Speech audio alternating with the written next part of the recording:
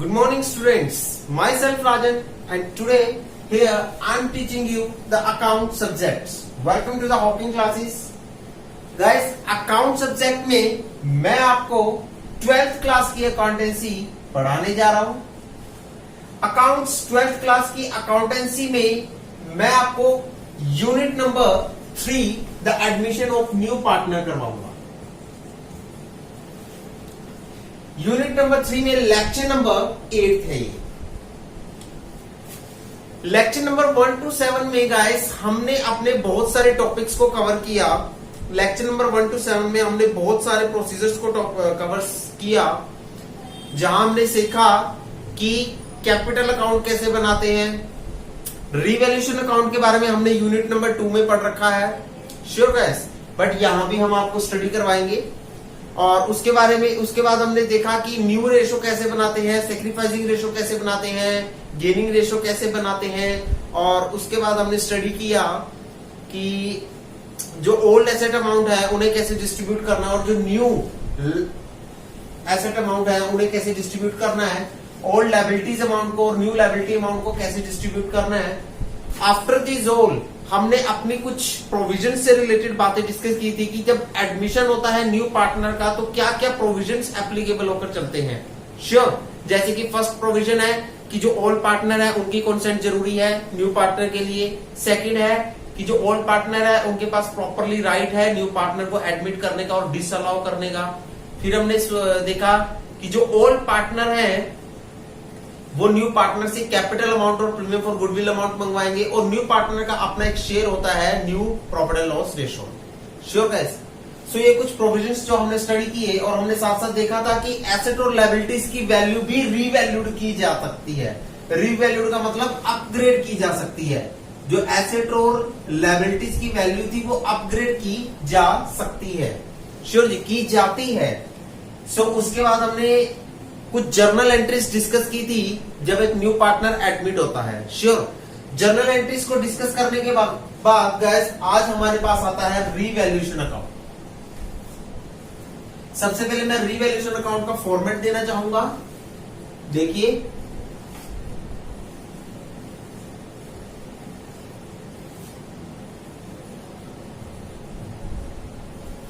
Amount particular,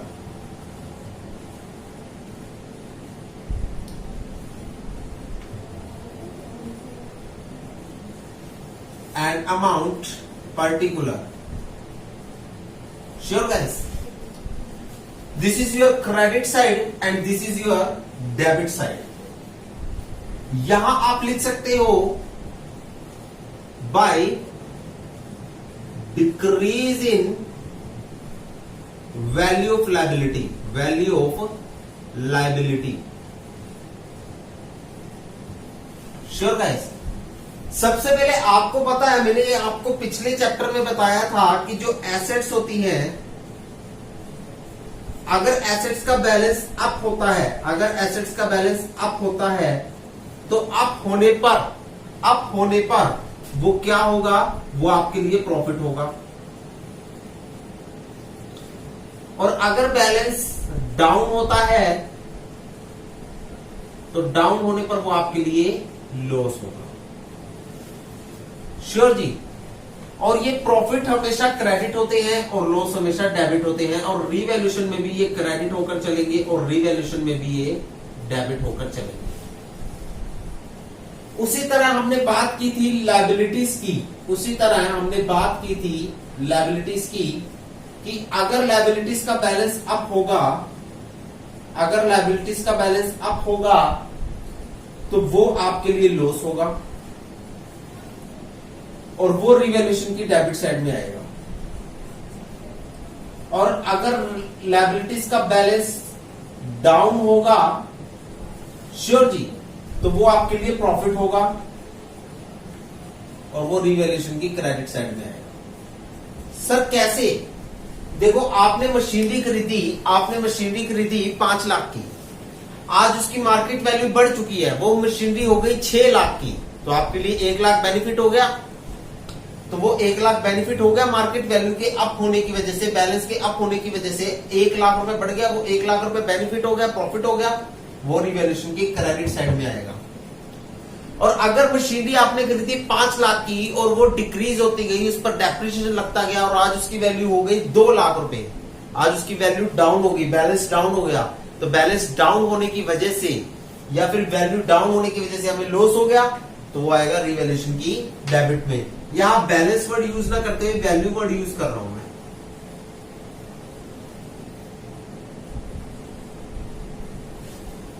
sure?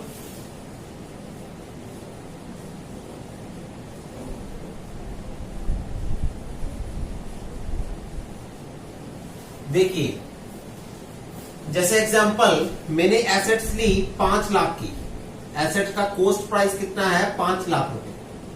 अब assets की value up हो गई, यानी कि 1 लाख रुपया वैल्यू अप हो गई उसकी, सो वो 1 लाख रुपया क्या होगा आपके लिए प्रॉफिट होगा। श्योर जी, प्रॉफिट होने की वजह से वो रिवैल्यूएशन की क्रेडिट साइड में आएगा। और अगर 1 लाख रुपया वैल्यू डाउन हो जाती है उसकी, अगर 1 लाख रुपया वैल्यू डाउन हो जाती है उसकी, 1 लाख रुपया वैल्यू डाउन हो जाती है उसकी, तो वो आपके लिए लॉस होगा और वो रिवैल्यूएशन की डेबिट साइड में आएगा। दोबारा से सुनिए, मैंने एसेट्स ली जिसका कॉस्ट प्राइस है 5 लाख रुपए। श्योर जी, 1 लाख रुपए वैल्यू उसकी अप हो गई, अप हो गई यानी कि 1 लाख रुपए उसकी कीमत बढ़ गई, बढ़ने के कारण हमें प्रॉफिट हुआ रिवैल्यूएशन की क्रेडिट साइड में। अगर 1 लाख रुपया उसकी वैल्यू डाउन हो गई, मतलब 1 लाख रुपए उसकी कीमत घट गई, घटने के कारण हमें लॉस हुआ, लॉस होना रिवैल्यूएशन की डेबिट साइड में। ऐसे ही लायबिलिटी है, सपोज करो मैंने कोई लोन लिया है, मैंने लोन लिया 5 लाख रुपीस का। श्योर जी, उसकी वैल्यू अप हो गई, मतलब 1 लाख रुपया उसकी वैल्यू अप हो गई, उसकी वैल्यू 1 लाख रुपया अप हो गई। श्योर जी, तो क्या हो गया, 5 लाख का लोन 6 लाख का हो गया, यानी कि 1 लाख रुपए बढ़ गया। हमारे लिए तो टेंशन वाली बात होगी, हमारा कर्जा बढ़ गया। श्योर जी, तो हमारे लिए वो लॉस है, तो रिवैल्यूएशन की डेबिट साइड में आएगा। अगर वो 5 लाख का लोन सपोज करो 2 लाख का रह जाता है, 5 लाख का लोन 2 लाख का रह जाता है। श्योर जी, तो मतलब क्या हो गया, अगर वो 5 लाख का लोन 3 लाख का रह जाता है, तो मतलब 2 लाख रुपए उसकी वैल्यू डाउन हो गई। श्योर जी, 2 लाख रुपए मेरा लोन, मेरा कर्जा खत्म हो गया, तो मेरे लिए बेनिफिट है, प्रॉफिट है, तो वो रिवैल्यूएशन की क्रेडिट साइड में आकर चलेगा। That's all about the revaluation account. First of all आपको ये नोट करना है और देन आपको ये नोट करना है, सो लायबिलिटीज की वैल्यू का डिक्रीज होना आपके लिए प्रॉफिट होता है, तो रिवैल्यूएशन की क्रेडिट साइड में आएगा, that is the decrease in the value of liability. और लायबिलिटी की वैल्यू का इंक्रीज होना लॉस होता है, रिवैल्यूएशन की डेबिट साइड में आएगा। तो मतलब to increase in the value of liability, value of liability. Sure जी,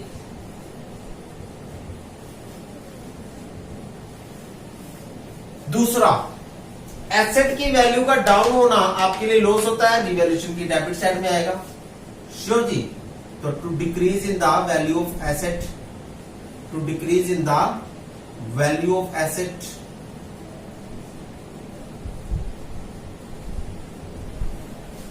और एसेट की वैल्यू का डाउन होना आपके लिए लॉस है, तो वो रिवैल्यूएशन की डेबिट में आएगा। एसेट की वैल्यू का डाउन होना आपके लिए लॉस है, तो वो रिवैल्यूएशन की डेबिट में आएगा। एसेट की वैल्यू का अप होना आपके लिए प्रॉफिट है, तो वो रिवैल्यूएशन की क्रेडिट में आएगा। तो मतलब by revaluation account, sorry, by increase in value of asset, by increase in value of asset.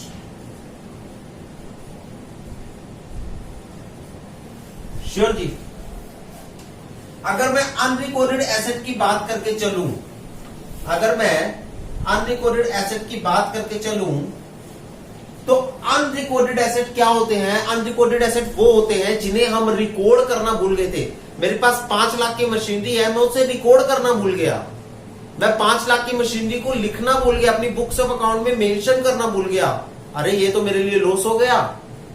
Sure, अब मैं उसे लिखूंगा, जब मैं उसे लिखूंगा तो मेरी फर्म के लिए वो बेनिफिशियल साबित होगी। तो जब मैं अनरिकॉर्डेड एसेट को रिकॉर्ड करूंगा तो मेरी फर्म के लिए वो बेनिफिशियल होगी। तो अनरिकॉर्डेड एसेट आपकी बेनिफिशियल होती है, तो वो क्रेडिट साइड में आएगी। By unrecorded asset. श्योर जी। देखिए मेरे पास 5 लाख की मशीनरी थी जिसे मैंने बुक्स ऑफ अकाउंट में रिकॉर्ड नहीं किया था, लेकिन अचानक से मुझे पता चला कि ये 5 लाख की मशीनरी ऐसी है जिसे मैंने बुक्स ऑफ अकाउंट में रिकॉर्ड नहीं किया। अब मैं उसे अपनी बुक्स ऑफ अकाउंट में रिकॉर्ड करूंगा। जब मैं उसे अपनी बुक्स ऑफ अकाउंट में रिकॉर्ड करूंगा तो वो मेरे लिए बेनिफिशियल साबित होगी, तो वो मेरे लिए रिवैल्यूएशन की क्रेडिट साइड में आएगी। श्योर जी। अगर मैं ये देखूं कि मेरे एक 5 लाख का मेरा लोन है जिसे मैंने अपनी बुक्स ऑफ अकाउंट में रिकॉर्ड नहीं किया, 5 लाख की एक लायबिलिटी है जिसे मैंने अपनी बुक्स ऑफ अकाउंट में रिकॉर्ड नहीं किया, लेकिन जब मैं उसे रिकॉर्ड करूंगा तो वो मेरी फर्म के लिए लॉस साबित होकर चलेगी, मेरी फर्म की वैल्यूज को डाउन करेगी। श्योर जी। सो वो रिवैल्यूएशन की डेबिट साइड में आएगी टू अनरिकॉर्डेड लायबिलिटी। लायबिलिटीज हमेशा लॉसेस का काम करती हैं, एसेट हमेशा प्रॉफिट्स का काम करती है। श्योर जी। सो यहां पर आप टोटल लगाइएगा दोनों का। चलिए जी, इसका टोटल लगाया और इसका टोटल लगाया। जो बैलेंस फिगर अगर यहां आती है, अगर यहां बैलेंस सीडी आता है तो उसका मतलब होता है profit transfer to capital account. Profit transfer to capital account. अगर यहां बैलेंस फिगर आ जाता है तो उसका मतलब होता है loss transfer to capital account. By loss transfer to capital account balance figure है।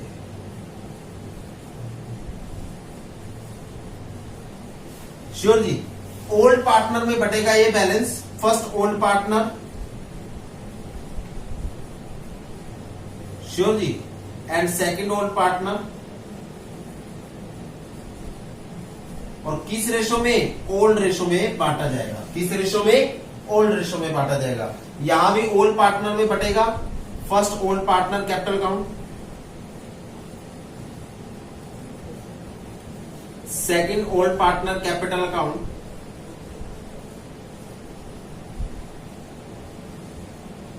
और किस रेशो में बटेगा? ओल्ड रेशो में बटेगा। यहां भी लिखिएगा first old partner capital account, second old partner capital account, किस रेशो में बटेगा? ओल्ड रेशो में बटेगा। और ये टोटल हो गया मैच। ये टोटल हो गया मैच। सो ये था आपका बेसिकली परफॉर्मा रिवैल्यूएशन अकाउंट को लेकर। बेसिकली परफॉर्मेंस आपका ये रिवैल्यूएशन अकाउंट को लेकर। Sure guys, this is the revaluation account. This is the revaluation account. So revaluation account basically क्या होता है? कहता है revaluation account shows us the increase and decrease amount of asset and liability. Sure guys, note down कीजिए, फिर हम एक question करेंगे।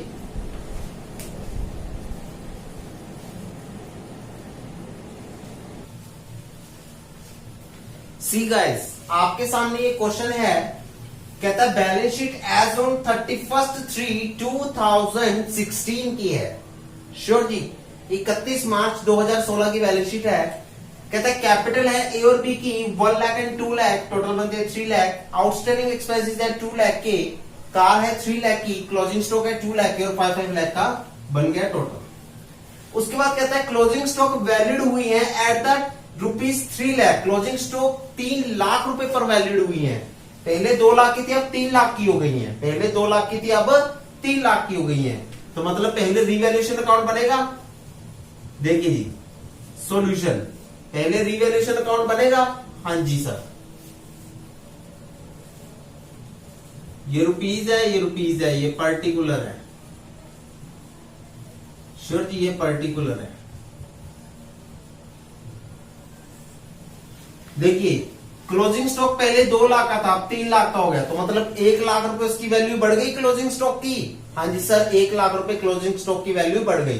पहले 2 लाख का था, अब 3 लाख का हो गया। श्योर जी, तो 1 लाख रुपए वैल्यू बढ़ गई। एसेट की वैल्यू बढ़ना कहां आता है? क्रेडिट साइड में। तो bye increase in value of closing stock, bye increase in value of closing stock.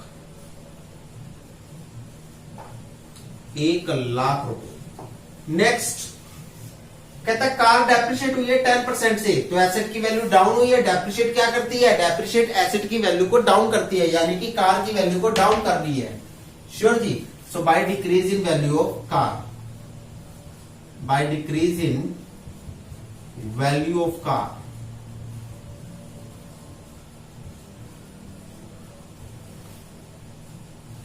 Sure ji. कितने से? 3 लाख की थी, 10% डेप्रिसिएशन कितना हो गया? 3 लाख का 10% 30,000। नेक्स्ट देखिए, outstanding expenses increase 2 rupees 4 lakh हो गए। मैंने अपने लास्ट जो मैंने यूनिट नंबर 2 करवाई है, change in the existing ratio of all partner, change in the existing ratio of all partner, unit number 2 करवाई। वहां मैंने बताया था कि 2 का मतलब होता है मार्केट वैल्यू, 2 का मतलब होता है एक्चुअल वैल्यू, मतलब 2 लाख की चीज 4 लाख की हो गई। 2 लाख थे आउटस्टैंडिंग एक्सपेंसेस, वो 4 लाख के हो गए, तो मतलब 2 लाख बढ़ गए हैं, बढ़ गए है ना? हाँ जी। तो 2 लाख बढ़ गए, लायबिलिटी बढ़ गई, तो वो आपकी क्या होगी? आपकी डेबिट साइड में आएगी। सो 2 डेबिट साइड में 2 करके, क्रेडिट साइड में बाय करके, to decrease in value of, to decrease in value of outstanding expenses, outstanding expenses। कितने से? देखिए 2 लाख के थे, 4 लाख के हो गए, तो 2 लाख रुपीस। श्योर जी। अब देखिए यहां 1 लाख है, यहां 2,30,000 है, तो कितना डिफरेंस आया? यहां आ गया ना डिफरेंस। हाँ जी सर, यहां आ गया डिफरेंस। तो क्या होगा क्रेडिट साइड में? By loss transfer to capital account. कितना होगा बताइए?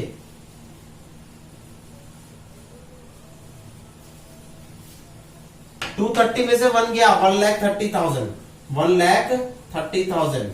ये ए और बी में बढ़ जाएगा। सर यहां सी क्यों नहीं आएगा? जो सी एक न्यू पार्टनर की तरह एडमिट हुआ है, यहां सी को क्यों नहीं लिखा जाएगा? सी को इसलिए नहीं लिखा जाएगा क्योंकि ये पुराना पैसा पुराने पार्टनर में पुरानी रेशियो में बटाएगा। श्योर जी। ये पुराना लॉस है या पुराना प्रॉफिट है, पुरानी एसेट और लायबिलिटी से जुड़ा हुआ पुराना लॉस है, पुरानी प्रॉफिट है। श्योर जी। तो ये पुराने पार्टनर की पुरानी रेशियो में ही बांटा जाएगा, सब कुछ ओल्ड है। ओके जी। तो ओल्ड रेशियो कितनी? 3:2 है, तो करिए जी 3:2। ये बनेगा आपका 5 2 एंड 5 6 130 मल्टीप्लाई बाय में 78,000 इसका हो गया, और मल्टीप्लाई बाय में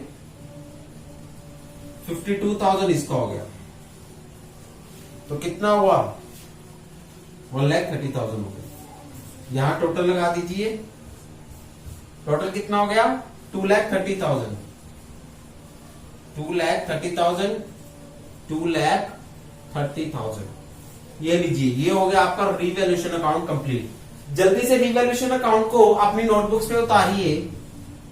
ये है आपका रिवैल्यूएशन अकाउंट, ये क्रेडिट साइड और ये डेबिट साइड। रिवैल्यूएशन अकाउंट को अपनी नोटबुक्स में उतारिए।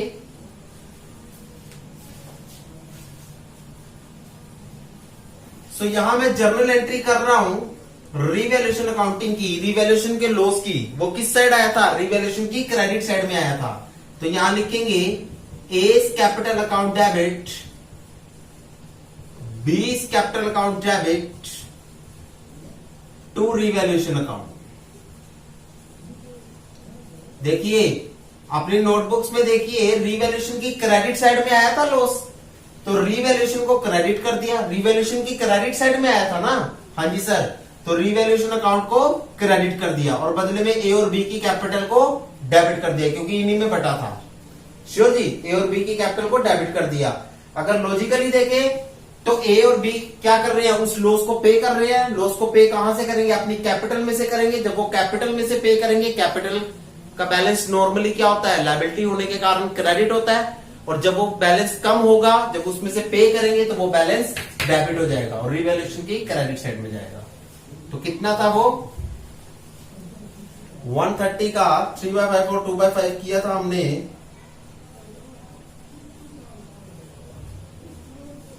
78,000 ए में आया था और 52,000 बी में आया था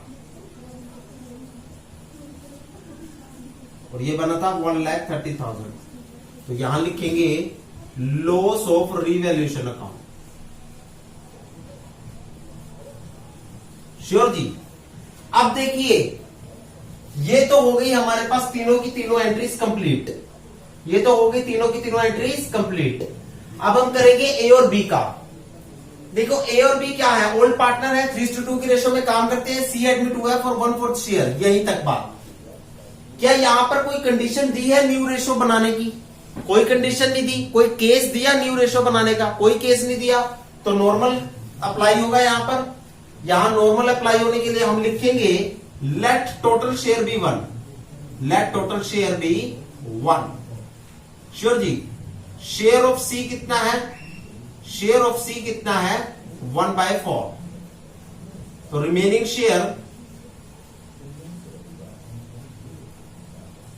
share which is available for A and B वो कितना होगा? देखिए 1 minus 1/4 that is 3/4। 3/4। देखिए टोटल शेयर कितना होता है? 1 होता है। शेयर ऑफ सी कितना होगा? 1/4 होगा। कहता है रिमेनिंग शेयर जो कि ए और बी के लिए बचाया गया वो कितना होगा? इस टोटल में से अगर सी का हिस्सा अगर माइनस कर दें तो जो रिमेनिंग बचा हुआ है वो ए और बी का होगा। देखिए ये टोटल शेयर है, ये टोटल शेयर है। अगर इतना सी का है तो ये बाकी बचा हुआ ए और बी का होगा ना। अगर सी का 1/4 है तो बाकी बचा हुआ ए और बी, ये 3/4 ए और बी का होगा और ये सी का होगा।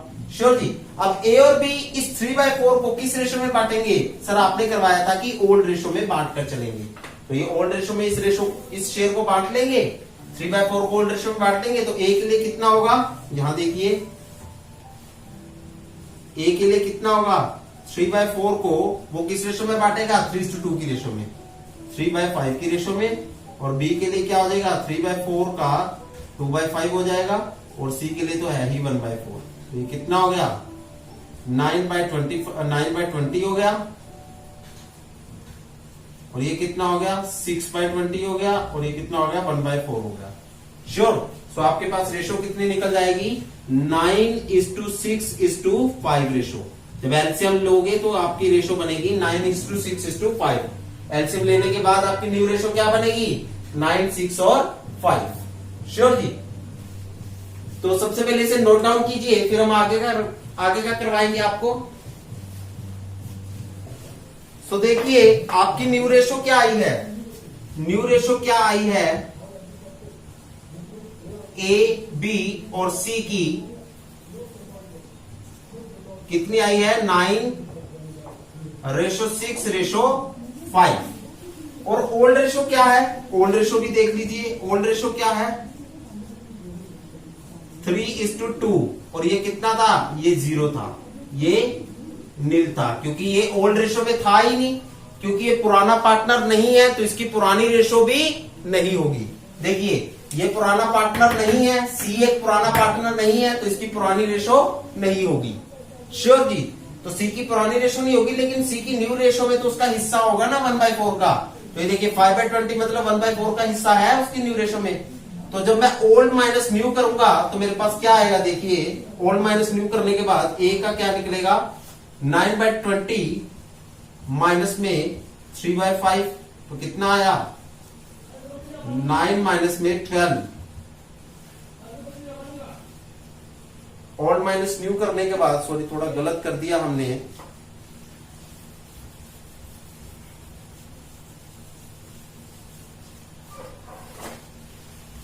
ओल्ड माइनस न्यू करेंगे। ये है आपकी ओल्ड रेशो।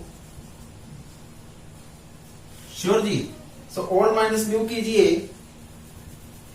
यहां है ओल्ड माइनस न्यू करने के बाद ए का कितना निकल कर आएगा? 3/5 माइनस में 9/20, 20 एलसीएम 5 4 जा 4 3 जा 12, 12 माइनस 9 तो 3/20 आया। देखिए पॉजिटिव आंसर आया है, तो ये पॉजिटिव आंसर क्या होगा, सैक्रिफाइसिंग रेशो हो जाएगी, ये हो जाएगी सैक्रिफाइसिंग। श्योर जी। उसके बाद बी का कितना निकलेगा, बी का यहां देख लीजिए, बी का कितना निकलेगा, बी का देखिए 2/5 माइनस 2/5 माइनस में 6/20, 20 एलसीएम आया, 5 4 जा 4 2 जा 8 माइनस में 6 तो 2/20, ये भी पॉजिटिव आया है तो ये भी सैक्रिफाइसिंग हो गई। श्योर जी। सी का देखिए, सी का कितना हो जाएगा, सी का हो जाएगा 0 माइनस में 5/20 तो कितना आ जाएगा -5/20, तो ये गेन हो गया, ये गेन हो गया। श्योर जी। नोट डाउन कीजिए इसे भी।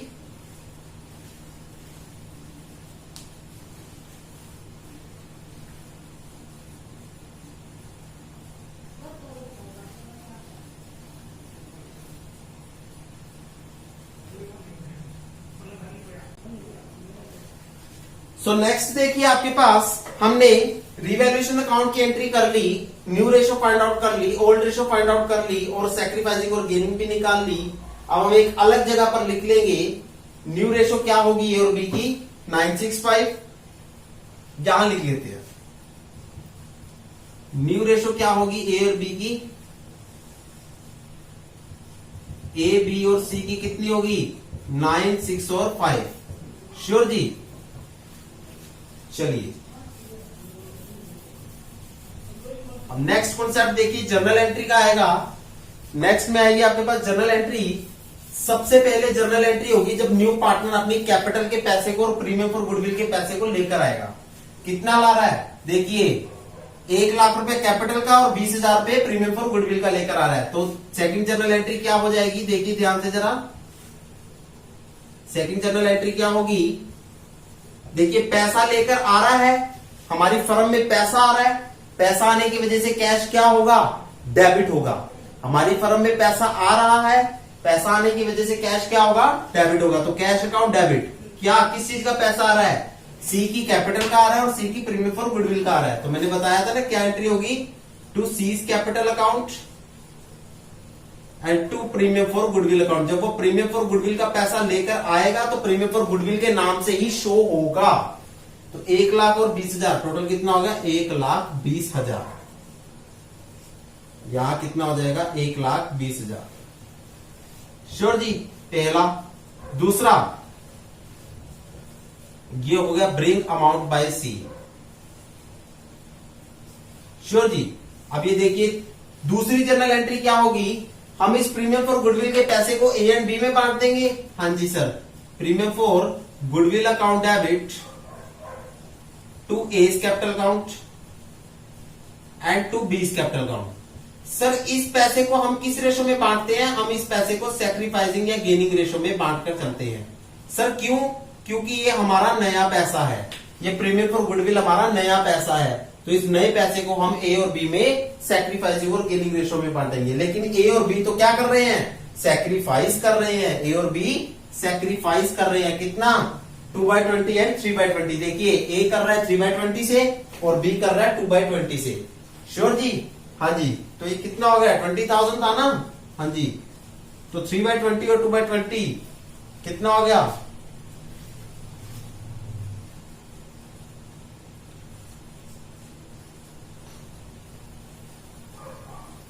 किस रेशो में जाएगा, देखिए जरा जल्दी।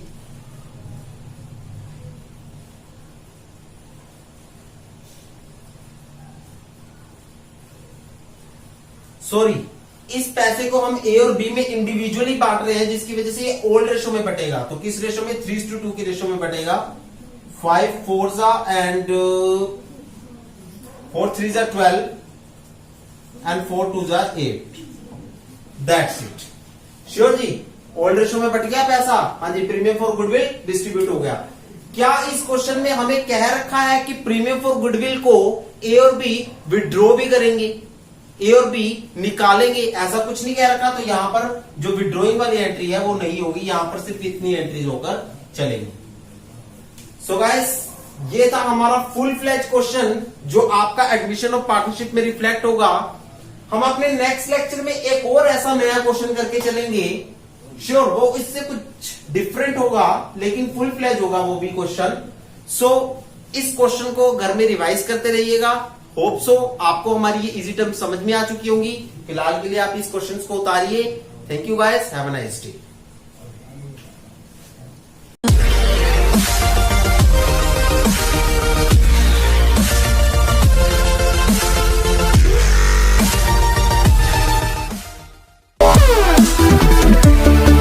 We'll be right back.